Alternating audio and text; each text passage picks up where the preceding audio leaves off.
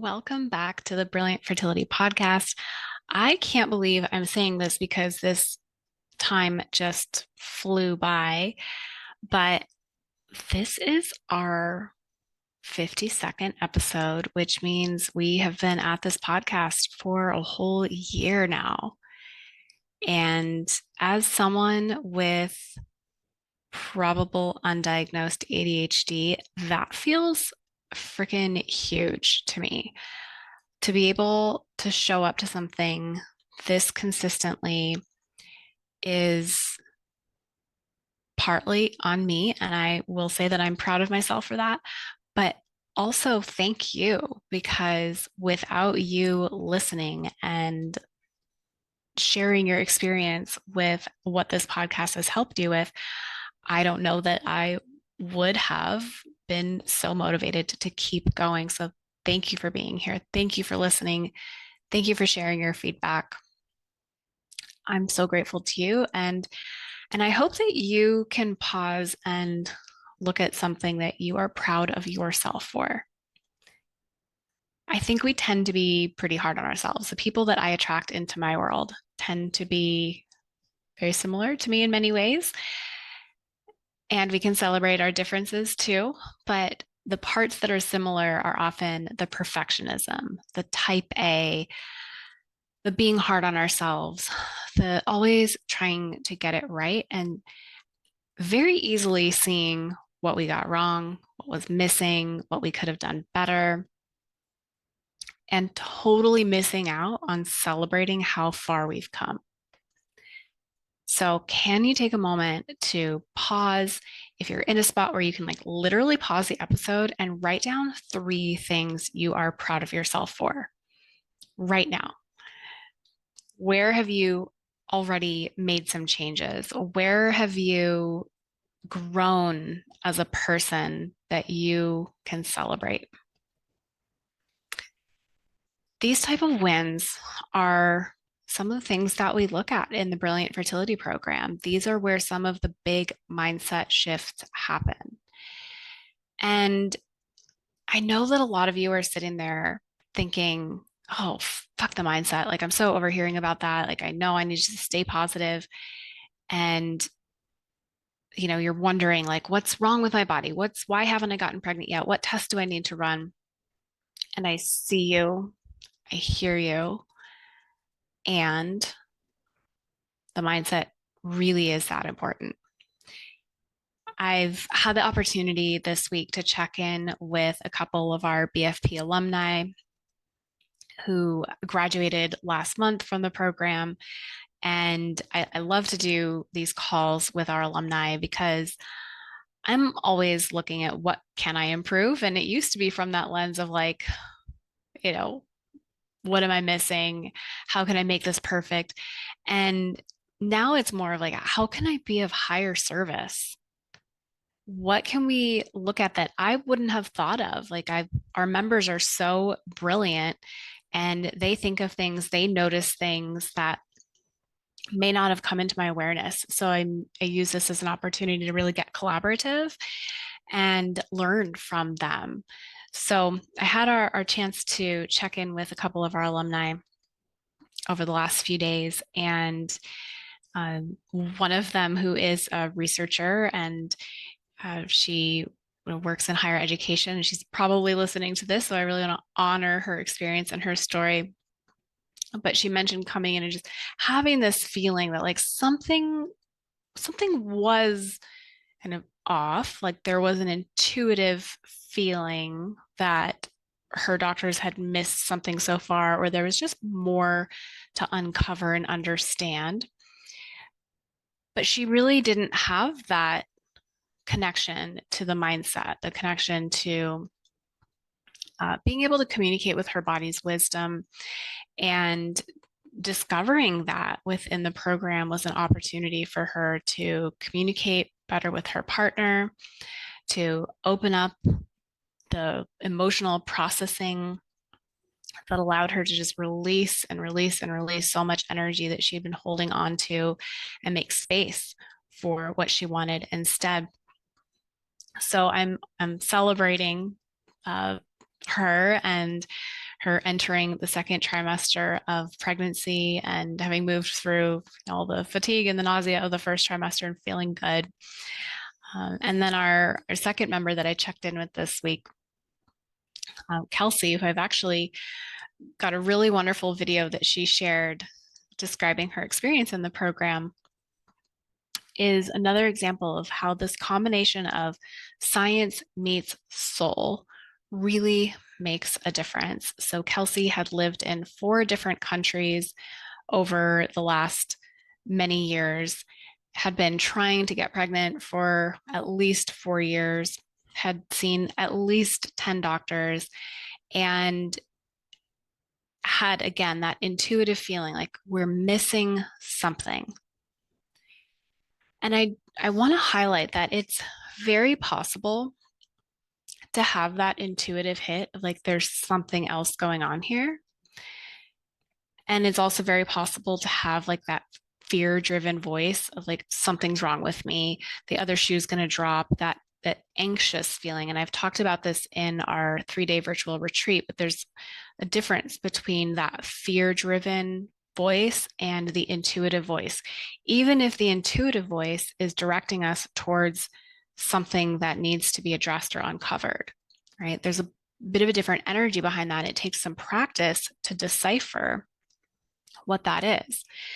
So Kelsey had this intuitive feeling like there's just something we're missing here. And I'm not willing to go down the path of IVF until we really start to uncover what that is. So getting to touch base with her and learn, what was most impactful for her in finally getting a positive pregnancy test. And I'm always so interested and curious and often surprised at what it was about our work together, our time together, that allowed for things to begin unlocking, for them to not only feel better about life and this journey, but also perhaps get pregnant. And when Kelsey described it, the process of calling her power back to herself allowed her to show up differently with her providers, to advocate for herself differently so that she could get the tests she needed, so that she could uncover what really needed to be supported differently.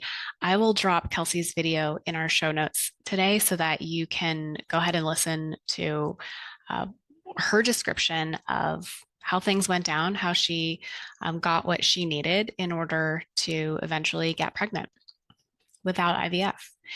And I'm not opposed to IVF. I'm not opposed to any of our scientific advancements. I think it's a modern miracle. But I am opposed to entering these expensive treatments that there's still some uncertainty around, right? In the sense that there's no guarantees with them. I wish there were. The statistics on them are getting better as the years go on, and we have more advancements in, how the embryos are maintained and getting a little more fine-tuned in the IVF retrieval or the stimulation medications.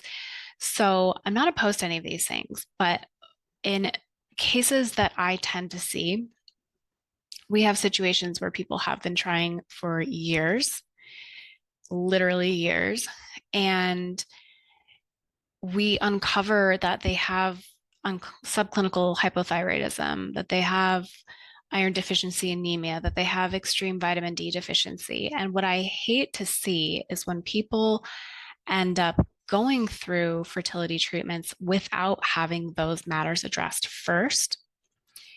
And I just wonder how often we might be able to avoid IUI, IVF altogether if we have those foundations in place. So anyway, it was a good week in the BFP. It was a fun week to touch base with our alumni. And we're also having hard conversations in the program with our members. We've got situations where people are at a point of making decisions. now that we've got thyroid in line, now that we've got these nutrients in line, do we pursue IVF? And some of those big, hard questions that circulate, like, do we want to go into debt over this? What if it doesn't work? What if we get to the other side of this and now we're in debt and we don't have a baby? Those are really real questions that people are dealing with. And rather than bypass what feels hard and just say, oh, F that, stand in your power, you got this, money is just energy. It's like, I've noticed that is a vibe that some coaches take.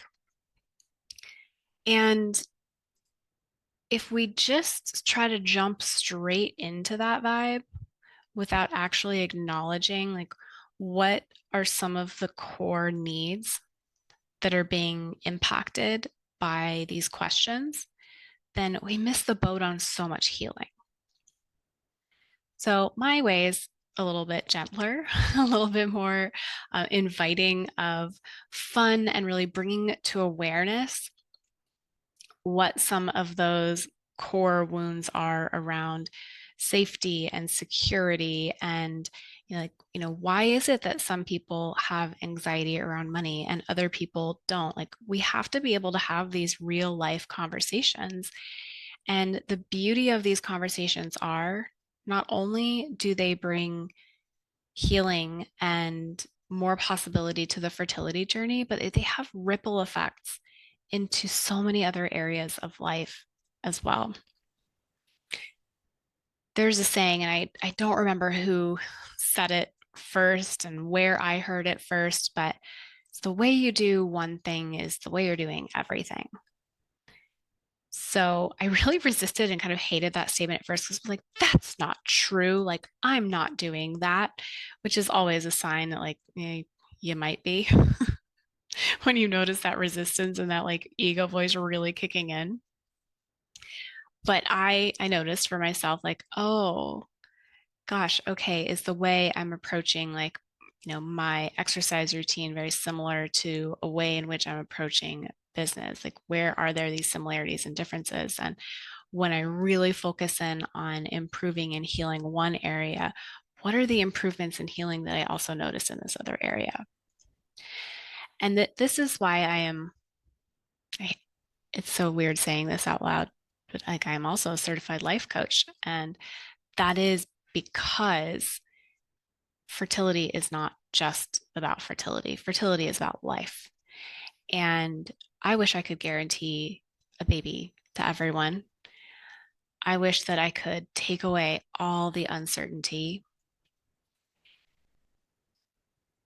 And that's just not life, right? So we have to have tools and resources to navigate life while we're in this chapter, while we're doing everything that we can to optimize our hormones and our body's safety and our well-being while we're living life, right? While we're finding the ways to increase joy and gratitude and connection.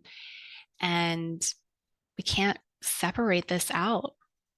If we're going to look at fertility holistically, we really have to look at not just your body holistically, but your life. And if we've so narrowly focused in on, like, everything is fertility, every decision you make is related to, how's this going to impact my chances of getting pregnant? If I eat those chips, is that going to decrease my chances this month? If I go on that vacation, is that going to ruin everything for the next 2 cycles? When every decision becomes about how this impacts you, it doesn't end up feeling like you're living to the depth and breadth that most people desire to live. And so that is, a huge part of why I think the Brilliant Fertility Program has the results that we have the community that we have, where people are willing and open to talking about what's hard, to being vulnerable, to really, really seeing and hearing each other and knowing that you're not just a number. You're not some clinic statistic where, we're just trying to get you pregnant so we can check off a little box and say, great, add another one to the mark or to the board, whatever, however they do it. This is like, you are a human being who is worthy of being your healthiest. You are worthy of living your best life, no matter what happens. And my goal is to help people as best I can to optimize their chances of getting pregnant, to understand what their options are for fertility treatments that would be best suited to them and their clinical history and their labs and their imaging and all the physical pieces, and to zoom out and get perspective on life. And especially now, when it feels like the world is going absolutely mad, I feel like we're at a precipice, an edge, something is shifting. I hope for the better. I hope we see it in our lifetime. I hope we see it in these next, sometime soon. But it's just highlighting to me how necessary it is to be able to have hard conversations, to be able to build capacity for whatever the hell is going to happen next in life, because the reality is it's uncertain. One of my mentors who she's a very blunt, very dry sense of humor type person. It's Dr. Alex Golden. Alex, I don't know if you ever listened to the podcast, but in one of our very first trainings, when I joined their program to learn about neurolinguistic programming and hypnotherapy, was, well, the only certain thing in life is that we're all going to die. And I was like, whoa, that's how we're opening this. Shit. Dark and deep right out the gate. And yet it's true, right? That is true. And the sooner we can make peace with our own mortality, the sooner we can actually start living. And knowing that, okay, there's going to be a lot of uncertainty along the way, we have to decide how we want to live. So if you are in a place with fertility where you're feeling very uncertain about what choice to make, and you start to spiral out when you go down that path, like, okay, if we spend $20,000-$30,000 on IVF and it doesn't work, are we just going to be living in regret for the rest of our lives? Are we going to be resenting that debt that we've taken on and the fact that, we don't have this baby, even though we tried everything? I would argue that that is going to be a hard way to live. And so what's the solution to that? This is maybe going back to one of the very first episodes that we did on surrendering. Right? One of the hardest, possibly most necessary and most helpful things that we can do is surrender. So if you make that decision coming from a place of, okay, like, I'm trusting that I'm coming into this with all the information that I could have possibly gathered, trusting that I'm always doing my best with the information I have, trusting that I'm worthy of this investment, and that no matter how it pans out, I will learn how to love and accept myself. There's some other conversations that we've had around this within the Brilliant Fertility program to bring some more fun into this, looking at the embodiment pieces. So like, if that big angst is around the money chunk and spending tens of thousands of dollars when you don't actually know what the outcome is going to be. And if you knew the outcome was going to be that there's a baby in your arms, you'd be like, fuck yeah, it's worth it. I'll take it. But when there's that even 1% doubt, then it's like, ugh, do I risk it? And so what if we did imagine that there's a version of us in the future, we're like, you're good. Money is not a problem. And you just fully trust and believe that you are worthy of every penny that you have invested in this. That you know that if you got to the end of your life and you left any stone unturned, that you would always question what else you would have done. What could you have done differently? What could you have tried instead? And if you know that, and you know that you're worthy of it, and you know that you're just going to do whatever the hell it takes to live the best life you can, I don't know if you can feel it, but I feel a different energy to that. I feel like this expansive sensation in my chest as I just start to riff on the energy and the thought process of someone who is stepping into that. And if you're coming from that energy and then you think about, okay, this decision that I have, like, do I want to make this choice? How does that shift? When there's uncertainty, if we sit in the entanglement of the what if, and all of the what ifs are bad, or if we're sitting in the, oh, I should have, woulda, coulda, I wish I'd done that, and you're being hard on yourself and beating yourself up, both of those scenarios are going to, again, make it very challenging to live now. So if you notice yourself trending towards one of those, and I think I've heard it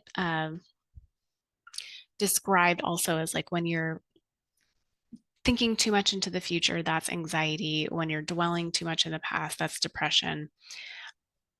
I think there's a lot more nuance to that, to be quite honest.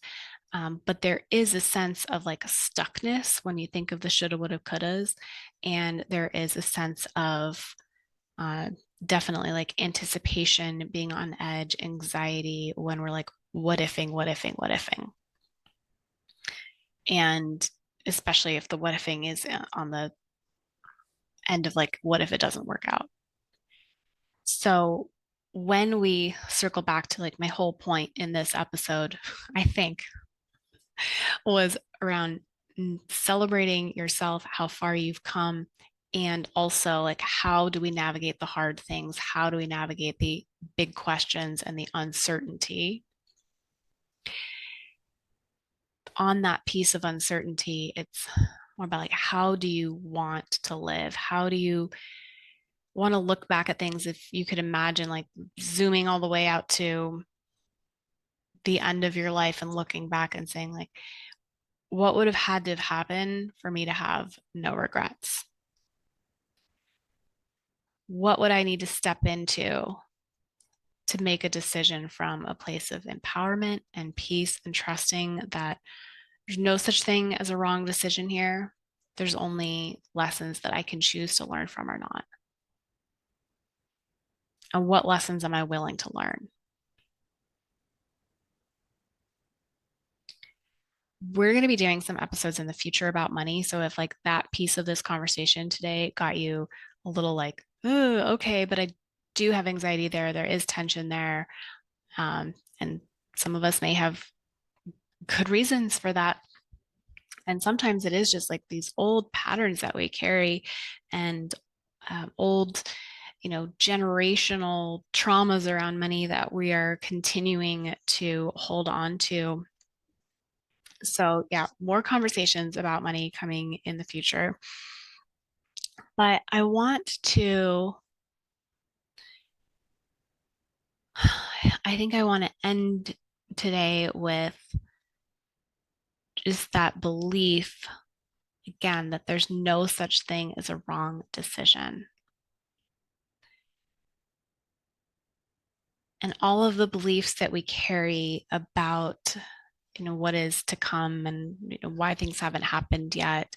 We've actually done a lot of belief clearing breakthroughs in the program this month around beliefs like there's something wrong with my body, beliefs like I'm running out of time.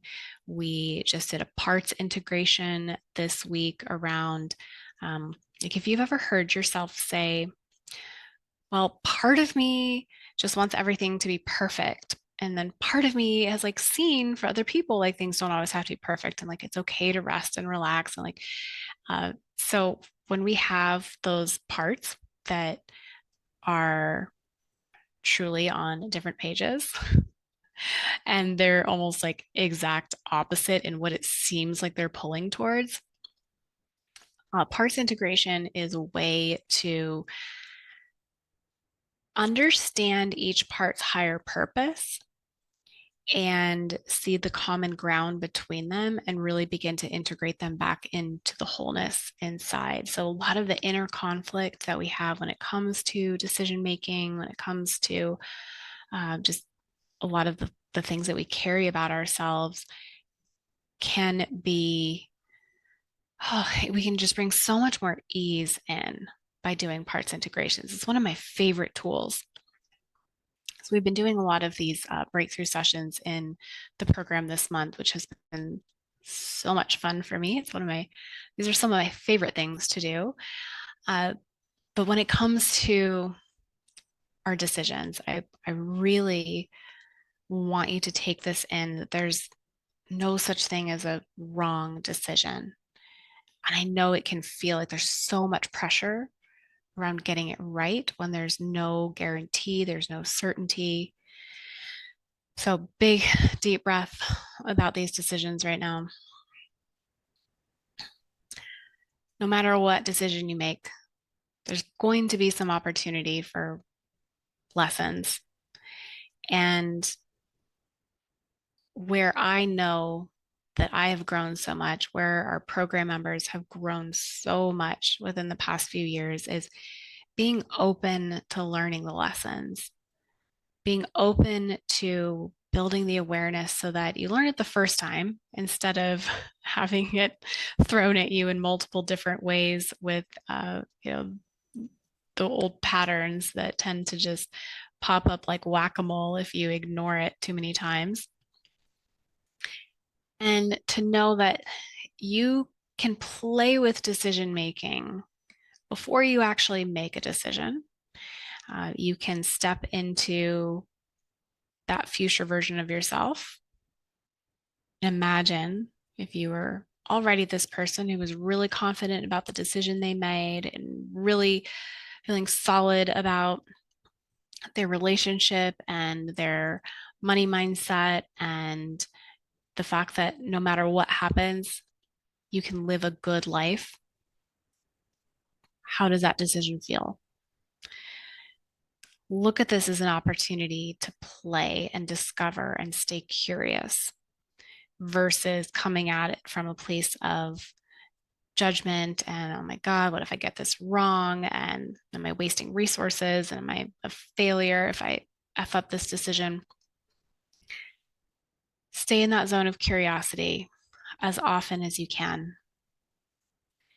Ask the curious questions. See what it feels like to almost take on a script of this character who you would love to live that life of that character.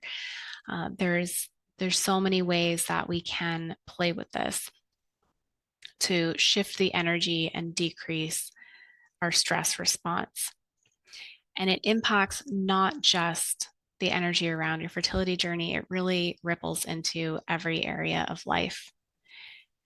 And this is why our program members say that the BFP has changed so much in their lives, is not just because they get pregnant. Not everyone does. No one can make that guarantee.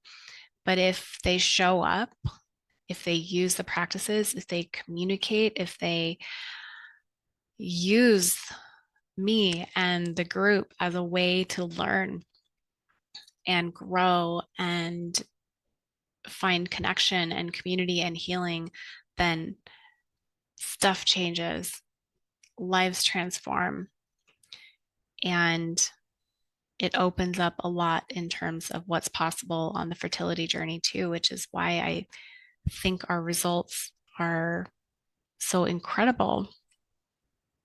So anyway, before I ramble off too far, because I want to respect the fact that we are all living full lives. I do just again want to thank you so much for being here and listening over this last year with me. I want to open up the possibility for you guys to actually send in your podcast requests. Like, what do you want to hear more of? What do you have questions about? You can send us an email at info@brilliantfertility.com. Just put subject line podcast and let me know, let my assistant know what we can support you in learning next. And and if you are sitting there wondering if the Brilliant Fertility program is right for you, we will be starting our summer cohort on July 7th. So we actually are in open enrollment at this moment and really looking forward to inviting in some more souls who are ready to transform, ready to think about things differently, ready to not just be a number at a fertility clinic, but to really feel nurtured and believe in your life and your path and what is possible for you. That's what I am here for. As always, I'm sending you so much love. Until next time, thank you for being here.